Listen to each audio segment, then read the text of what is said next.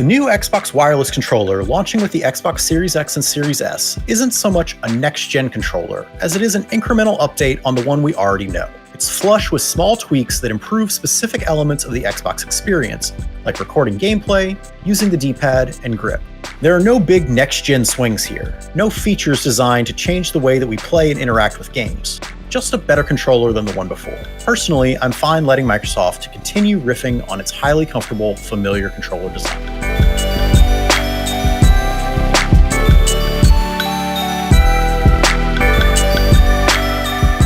The new Xbox wireless controller is a fairly conservative update of the Bluetooth-enabled model released midway through the Xbox One's lifespan.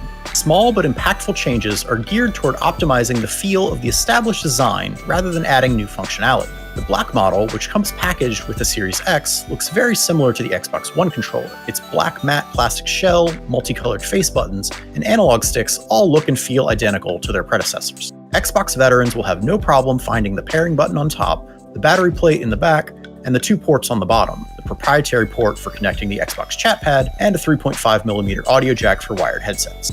There are a few little cosmetic flourishes, like an all-black Xbox button and a matte bumper and trigger buttons, that generally make the controller look a little more subtle, but only in the slightest way.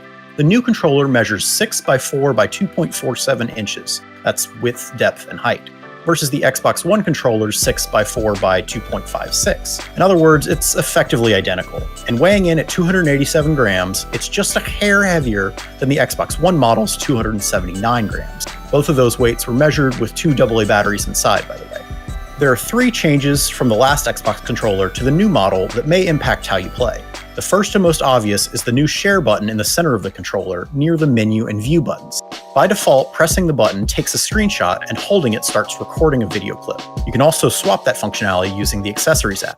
The share button makes it much easier to use the Xbox's native sharing tools on the fly. With the old controller, there's a moment of lag after pressing the Xbox button to access recording options, which makes recording feel like a bit of a hassle, and it makes it difficult to record screenshots accurately without a photo mode. I still wouldn't call using the share button the best way to record screenshots, but it does feel much more responsive and is completely painless, so I'm much more likely to snap something quick knowing that I can do it with a single press. The controller also has a new clickier hybrid-style directional pad that's like a mashup between the cross-shaped D-pad on the previous model and the abstract concave D-pad design of the Elite Series 2. The new version is a slightly concave circular pad with raised cardinal directions. The directionals look and feel more pronounced than on the Elite Series 2, making it easier to tell the difference between hitting a cardinal versus a diagonal. Surprisingly, the biggest change for me is in the louder, more responsive click. A full press on one of the cardinal directions elicits strong feedback that you can hear and feel. And depending on how you feel about clicky buttons, this may be either a huge upgrade or a bit of a nuisance. But as someone who frequently fudges directional presses during intense play, I found it to be helpful.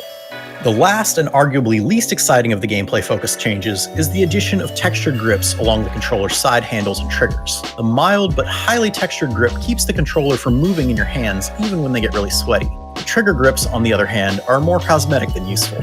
I suppose that they could keep your fingers from sliding off, but how often do your fingers really slide on their own anyway?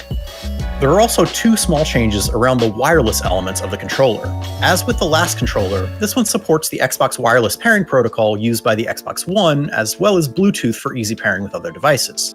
The Bluetooth has been upgraded to Bluetooth Low Energy, which should lead to longer battery life, although sadly the Xbox controller continues to demand AA batteries. On the plus side, the new controller features a USB-C port rather than micro USB. We'll say it's somewhat bittersweet though. I would have preferred that Microsoft finally make the jump to an internal battery, but still using USB-C could lead to faster charging for players who buy the updated Xbox rechargeable battery kit.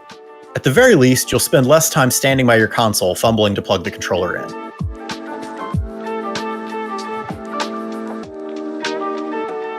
Both the Xbox One and Series X generation consoles allow you to remap many, but not all, of the buttons on the new Xbox wireless controller using the Xbox Accessories app.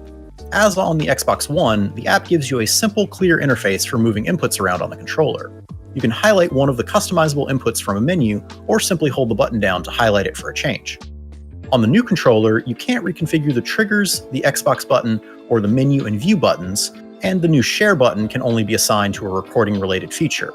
Everything else is fair game. Perhaps most importantly, there are no new alternative features that you can map to your buttons, like opening an app. While it's neat that all Xbox controllers have the ability to remap most of their buttons, it's much less helpful on the standard Xbox wireless controller than it is on the Elite, where you have more inputs and more options. The moment-to-moment gaming experience has not changed much from the Xbox One version of the Xbox wireless controller. It remains a responsive, comfortable way to play games. The balanced weight feels good in your hands, and thanks to the new grips, it slides around less when you hold it loosely. On the Series X and Series S, the controller takes advantage of an upgraded Xbox proprietary wireless connection. According to Microsoft, a new feature called Dynamic Latency Input pings the controller for inputs more frequently than before. In theory, this should lead to less latency and fewer mispresses. In standard gameplay testing, though, I can't say that I noticed the controller was more responsive on the Series X, though it does feel quite snappy.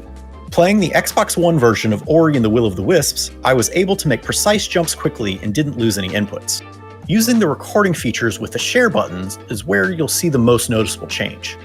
In any game, I generally felt much more confident that I could grab a screenshot of the right moment now that I can do so with just a single push of a button. Though the new Xbox wireless controller will launch alongside the Xbox Series X and Series S and come packed in with those consoles, the controller is backwards compatible and works with the Xbox One consoles as well.